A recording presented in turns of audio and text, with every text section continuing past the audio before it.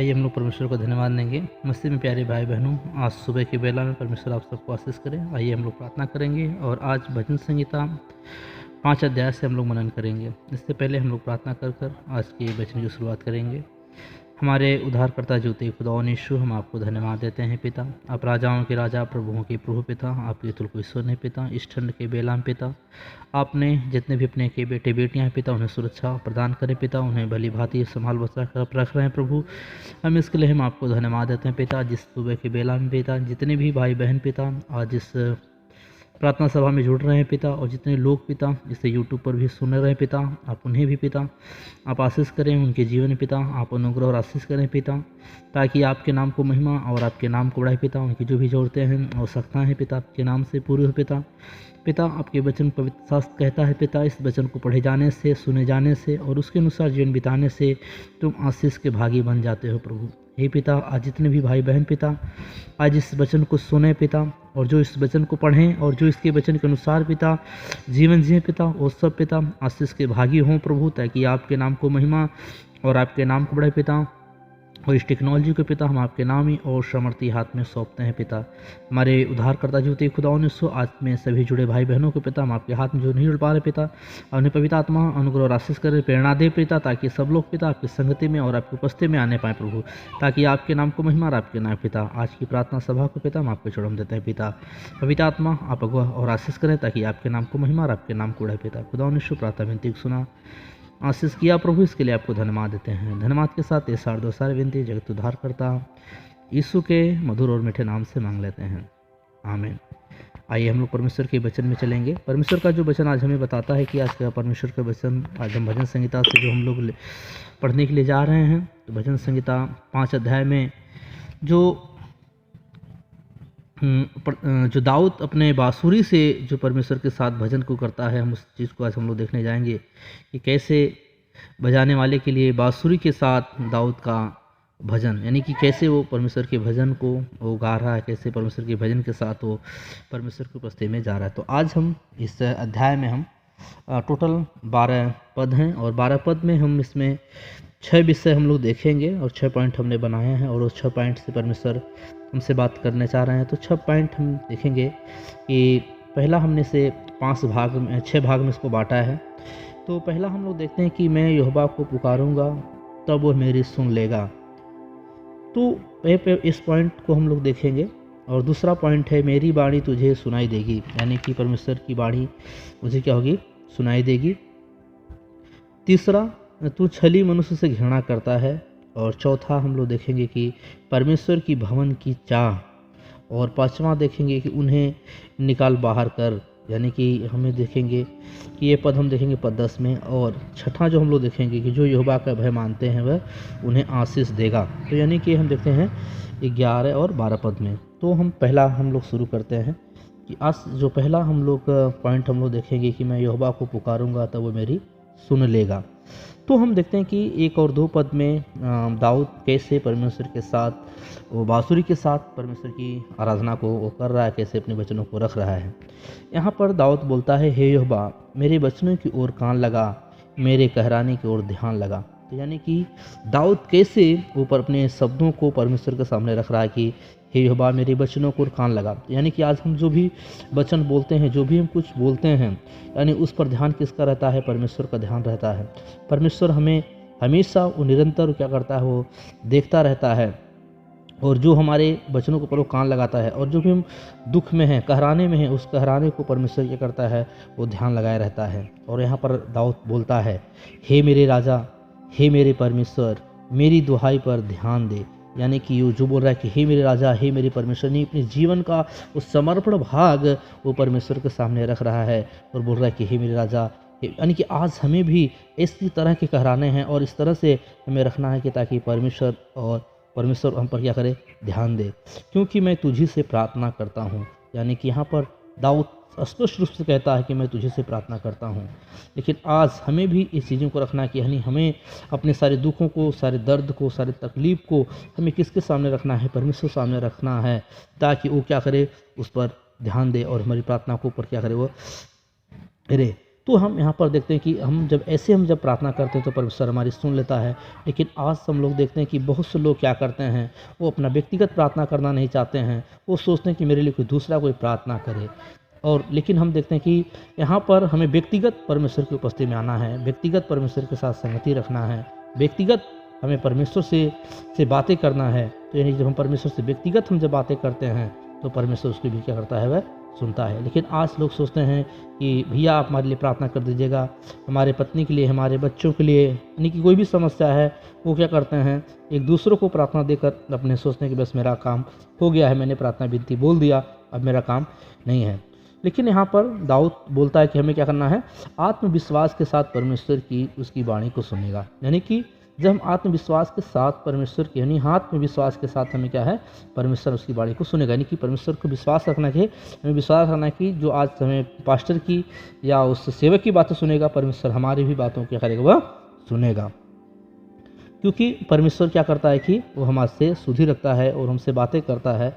और हम इसमें देखेंगे दूसरा एक पॉइंट और इसमें है, एक ए में बी ए पॉइंट है, आत्मविश्वास के साथ परमेश्वर उसकी वाणी को सुनता है। यानी कि जो आत्मविश्वास के साथ परमेश्वर के साथ बातें करता है, जैसे कि हम देखते हैं कि पहला शमूएल की किताब में हम देखते हैं कि जब हन्ना बहन जब परमेश्वर सामने प्रार्थना कर रहे थे तो लोग उसके बगल वाले उसको शराबी समझ रहे थे, बेवड़ी समझ रहे थे। लेकिन लोग उनको क्या करते थे, समझ रहे थे। लेकिन वो तो बोली कि लोग बोले कि तुम कब तक नशे में है, तो अपनी नशा उतार बाहर जा। लेकिन वो बोली क्या मैं दुखियारी हूँ, यानी वो दुखियारी थी। तो उसकी बातों को कौन सुना, परमेश्वर ने सुना। और उसकी बातों को परमेश्वर ने जब सुना तो परमेश्वर ने क्या कर दिया, उसको मनचाहा वरदान दिया। यानी कि परमेश्वर क्या करता है, जब हम आत्मविश्वास के साथ प्रार्थना करते हैं तो परमेश्वर हमें मनचाहा वरदान को क्या करता है, परमेश्वर हमें देता है।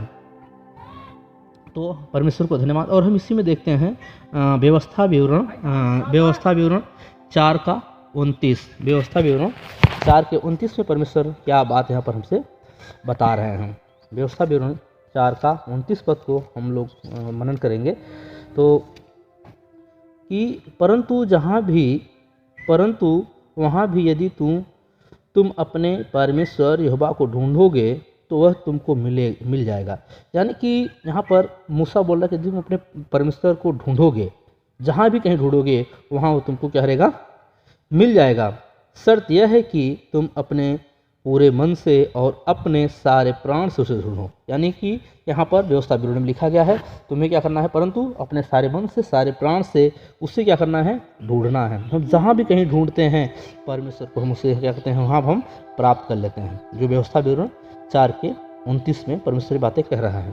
तो क्या कह रहा है कि हम जहाँ भी कहीं परमेश्वर ढूंढेंगे वहाँ पर हम पाएंगे। जैसे नया नियम में भी इसका बहुत से कोट है, यदि जब तुम प्रार्थना करें तो अपनी कोठरी में जा किवाड़ बंद कर, जो गुप्त में है तू प्रार्थना कर, तो प्रार्थना सुनकर तुझे प्रतिफल, तुझे उत्तर देगा। तो मेरा पिता क्या है, जो गुप्त में भी हम प्रार्थना करते हैं तो उसका क्या देगा, उत्तर हमें देगा। तो यानी कि हमारा जो चीज़ें हैं हमें किस पर होनी चाहिए, परमेश्वर पर, क्योंकि परमेश्वर हमारा सुन लेगा। अभी हम दूसरा पॉइंट को हम लोग देखेंगे। जो दूसरा पॉइंट है कि मेरी बाणी तुझे सुनाई देगी, यानी मेरी बाणी तुझे सुनाई देगी। तो हम इसमें 3 पद में हम देखेंगे कि परमेश्वर की कैसी बाणी है कि जो उसको सुनाई देगी, यानी कि परमेश्वर कब सुनेगा हमारी बातों को। तो हम यहाँ पर पद संख्या 3 को देखेंगे। हे यहोवा, भोर को मेरी बाणी तुझे सुनाई देगी, मैं भोर को प्रार्थना करके तेरी बाट जोहूँगा।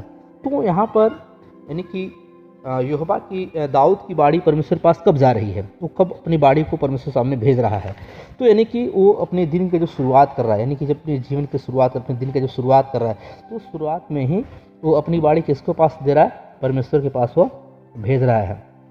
वो बोल रहा है कि भोर को, यानी कि भोर को मेरी बाणी तुझे सुनाई देगी। तो यानी कि आज हम हर एक विश्वासी को, हर एक सेवक को जो परमेश्वर को मानने वाला है, यानी कि उसका जो पहला लक्ष्य होना चाहिए कि वो भोर को जो उसकी बाड़ी हो वो किसके पास पहुंच जाए और परमेश्वर के पास पहुंचे। और क्या करना है, भोर को प्रार्थना करके उसकी बाट, यानी हमें परमेश्वर क्या बात करना चाहता है, हमें भी उससे बात हमें करना चाहता है। हम लोग देखते हैं कि कभी कभी हम परमेश्वर के सामने तो प्रार्थना करने के लिए जाते हैं, बहुत गिड़ाते हैं, लेकिन जैसे ही परमेश्वर हमसे बातें करना चाहता है हम तब तक उठ के वहाँ से चले जाते हैं।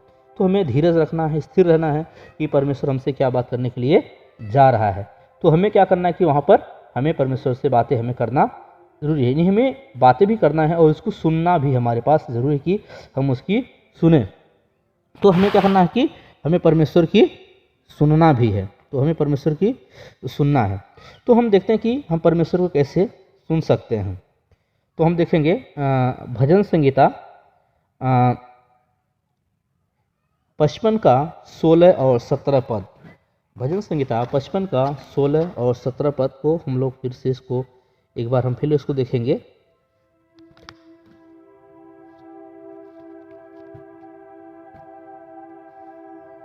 परंतु मैं तो परमेश्वर को पुकारूंगा और यहोवा मुझे बचा लेगा। सांझ को, भोर को, दोपहर को, तीनों पहर मैं दुहाई दूंगा और कहराता रहूंगा और वह मेरा शब्द सुन लेगा। तो यहाँ पर दाऊद बोल रहा है कि मैं परमेश्वर को कब पुकारूंगा, मैं परमेश्वर के साथ कब जाऊंगा। वो बोल रहा है कि मैं सांझ को परमेश्वर के सामने रहूंगा, मैं भोर को परमेश्वर को दूंगा और मैं दोपहर को परमेश्वर को दूंगा। तो हम देखते हैं कि वो 3 टाइम क्या है, वो परमेश्वर को साथ ही वार्ता कर रहा है। और हम एक जगह और देखते हैं कि वो 7 बार, यानी कि परमेश्वर के सामने कितनी बार जाता था, 7 बार वो जाता था। लेकिन यहाँ पर हम देखते हैं कि वो 3 बार, यानी क्या है, वो सांझ को परमेश्वर को सामने दे रहा है, भोर को दे रहा है और दोपहर को वो क्या कर रहा है कि दे रहा है। तो लेकिन अभी क्या है कि बहुत से लोग क्या करते हैं, सुबह यानी कि जब सूर्य की किरण उगती है उसके साथ लोग परमेश्वर सामने जाते हैं।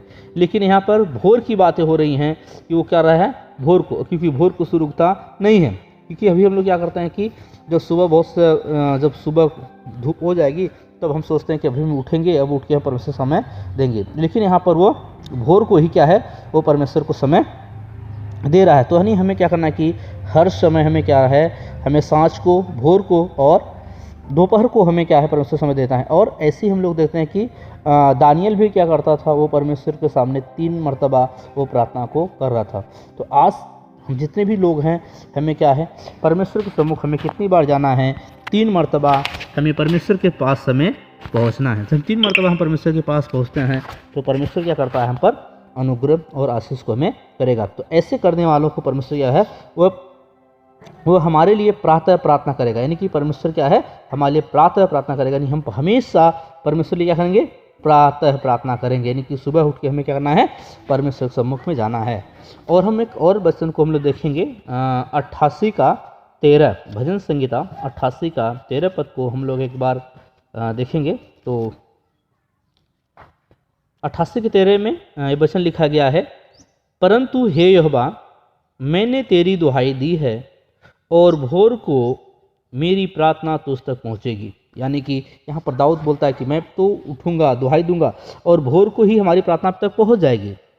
यानी कि हम जैसे आज सुबह उठते हैं, हमें चाय चाहिए, ब्रश चाहिए, खाने की सारी चीज़ें चाहिए, लेकिन दाऊद यहाँ पर कुछ और चीज़ों के लिए वो उत्सुक है। तो यानी आज हमें भी क्या करना है, उसके समान हमें क्या करना है, बनना है। आज हमें भी क्या करना है, उत्सुक होना है कि ताकि हम परमेश्वर के सम्मुख जा पाएँ, परमेश्वर के साथ जा पाएँ।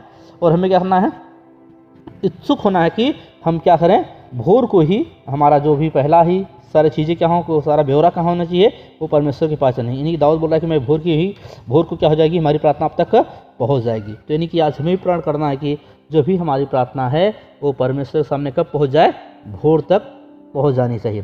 हालेलुया, परमेश्वर आशीष करें।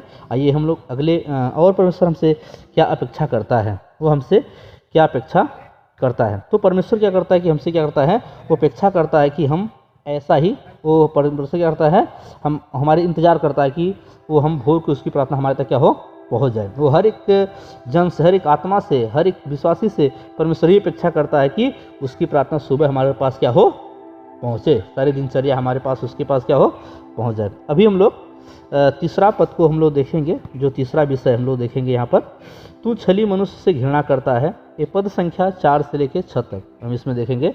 पद संख्या 4 से लेकर 6 तक, तू छली मनुष्य से घृणा करता है। तो परमेश्वर क्या करता है कि दुष्टता भावनात्मक नहीं है, यानी कि जो दुष्टता है ना, वो भावनात्मक नहीं है। परमेश्वर केवल पाप से घृणा करता है, परंतु वो हर प्रकार से उसे भी के पाप करते हैं। यानी कि जो हर प्रकार से क्या करते हैं, पाप जो करते हैं, दूसरी दूसरी ओर बाइबल यह भी हमें प्रकट करती है कि परमेश्वर वह है जो पापियों से प्रेम करता है। यानी हम देखते हैं कि परमेश्वर क्या करता है, एक बार हम देखते हैं कि पाप से घृणा करता है, लेकिन हम दूसरी ओर क्या देखते हैं कि परमेश्वर करता है पापियों से क्या करता है, प्रेम करता है। अभी हम देखते हैं कि परमेश्वर छली मनुष्य से घृणा कर रहा है, लेकिन हम दूसरी तरफ क्या देखते हैं कि परमेश्वर क्या करता है, पापी मनुष्य से भी क्या करता है, प्रेम करता है। अपनी दया व कृपा उन तक पहुंचाता है। यानी परमेश्वर करता है अपनी दया अपनी कृपा क्या उन तक पहुंचाता है और उन्हें छुड़ाने का यत्न करता है मसीह के क्रूस के द्वारा पाप से। यानी कि हम कहते हैं मसीह के क्रूस के द्वारा क्या करते हैं, लोग पाप से छुटकारा प्राप्त करते हैं। जैसे कि यूहन्ना के 3:16 में लिखा गया कि क्योंकि परमेश्वर ने जगत से ऐसा प्रेम रखा कि उसने अपना इकलौता पुत्र दे दिया, ताकि जो भी कोई इस पर विश्वास करे वो नाश ना हो परंतु अनंत जीवन को प्राप्त करे। तो परमेश्वर इस वो पापी के लिए क्या कर दिया, अपना जीवन दे दिया क्रूस पर, ताकि एक पापी मनुष्य भी क्या करे, वो क्षमा और छुटकारा प्राप्त कर सके। हालेलुया। अभी हम लोग अगला पद को हम लोग देखेंगे। अगला पॉइंट, चौथा पॉइंट, परमेश्वर के भवन की चाह। यानी कि हम देखेंगे भजन संहिता 5 का 6 और 7 और 8 पद, 7 और 8 पद में कि हमें परमेश्वर की भवन की चाह होनी बहुत ज़रूरी है। तो यहाँ पर हम देखते हैं कि इस आयत में कि परमेश्वर की भवन की चाह, यहाँ पर हम देखते हैं कि परंतु मैं तो तेरी अपार करुणा के कारण तेरे भवन में आऊँगा। मैं क्या है हो रहा कि मैं तेरे अपार करुणा के तेरे भवन में आऊँगा, मैं तेरा भय मानकर तेरे पवित्र मंदिर की ओर दंडवत करूँगा। यानी कि बोल रहा है कि मैं तेरा भवन मानकर तेरे पवित्र मंदिर को क्या करूँगा, दंडवत करूँगा। हे यहोवा मेरे शत्रुओं के कारण अपने धर्म के मार्ग में मेरी अगुवाई कर। यानी कि वो बोल रहा है कि हे परमेश्वर क्या कर, मेरे धर्म के मार्ग में क्या कर, मेरी अगुवाई कर। यानी कि मेरे आगे आगे अपने सीधे मार्ग को दिखा। यानी कि हमेशा हमें क्या करना है, अपने सामने किसको रखना है, परमेश्वर रखना है, ताकि परमेश्वर क्या करे, हम पर अपने मार्ग को दिखाई दे और हमारी क्या करे, अगुवाई करे। यानी कि हम सुबह उठकर हमें क्या देना, पहले परमेश्वर को समर्पण करना है कि परमेश्वर आप हमारे क्या करें, हमें अगुवाई करें और हमारे आगे आगे चलें। क्योंकि जब आगे चलेंगे तो हम पीछे चलेंगे तो हम परमेश्वर की इच्छा के अनुसार अपना जीवन को हम व्यतीत कर रहे हैं। तो भजन संहिता में हमें परमेश्वर बहुत अच्छी चीज़ों से हमें क्या कर रहा है कि यहाँ पर बातें कर रहा है, दाऊद यहाँ पर बातें बोल रहा है कि हमें बता रहा है कि हमें कैसे क्या करना है, कि हमेशा हमें परमेश्वर की अगुवाई मांगना है और अपने आगे आगे किसे रखना है, मतलब कि हमें सीधे मार्ग कौन हमें दिखा सकता है, सिर्फ परमेश्वर दिखा सकता है, इसके सिवा कोई हमें दिखा नहीं सकता। तो हमें क्या करना है कि सीधे मार्ग में हमें अपने आगे किसको रखना है, परमेश्वर रखना है कि हमें परमेश्वर हमें हर एक मार्ग पर हमें हर एक हमें क्या करें, हमें आप चलाएँ। तो परमेश्वर हमें क्या करेगा, इस पर हमें चलाएगा। और हम पाँचवा पॉइंट हम देखेंगे कि उन्हें निकाल बाहर कर। यानी कि हम 10 पद में हम देखेंगे कि परमेश्वर क्या करता है, उन्हें निकाल बाहर करता है। हे परमेश्वर तू उनको दोषी ठहरा, वे अपनी ही युक्ति से आप गिर जाएं, उनको उनके अपराधों के अधिकारी के कारण निकाल बाहर कर, क्योंकि उन्होंने तुझसे बलवा किया है। तो हम इस चीज़ को हम भजन संहिता 35 अध्याय 1 से लेकर 28 पद में हम यहाँ पर हम देख सकते हैं कि जो लोग बलवा परमेश्वर से करते हैं, यानी जो लोग परमेश्वर के साथ ज़्यादा नहीं रहते तो परमेश्वर करते हैं, उनको निकाल कर क्या कर देगा, बाहर कर देगा। तो उन्हें क्या करेगा, परमेश्वर क्या निकाल के बाहर कर देगा। और हम आखिरी पॉइंट को हम लोग देखेंगे कि 6वां पॉइंट हम लोग की जो यहोवा का भय मानते हैं वह उन्हें आशीष देगा। यानी कि हम 11 और 12 पद को हम लोग देखते हैं कि जो भी लोग परमेश्वर का भय मानेंगे परमेश्वर उन्हें क्या देगा, आशीष देगा। तो जब हमें परमेश्वर का हम जब भय मानते हैं तो परमेश्वर क्या करता है, हमें आशीष को देता है। तो हम देखते हैं कि परंतु जितने ने तुझ पर भरोसा रखते हैं वे सब आनंद करें, वे सर्वदा ऊंचे स्वर से गाते रहें, क्योंकि तू उनकी रक्षा करता है और जो तेरे नाम के प्रेमी हैं तू उनसे प्रफुल्लित होता है। तो यहाँ पर 11 पद हमें बहुत अच्छे से हमें परमेश्वर बातें कर रहे हैं कि वो क्या करता है, जो उस पर भरोसा रखते हैं वो सब क्या होंगे, आनंद करेंगे। यानी कि जितने लोग उस पर क्या रखें, भरोसा किए हैं, वो सब क्या करेंगे, आनंद करेंगे। तो हम बाइबल में देखते हैं कि जो परमेश्वर पर भरोसा रखें वो क्या करें, आनंद किए। जैसे कि सदरक में से अबेदनगो क्या थी, उनके पास मौत आग की लपटें थीं, लेकिन उन्होंने क्या किया, परमेश्वर पर भरोसा रखा, लेकिन आग के झील में गए, उन्होंने क्या किया, आनंद किया।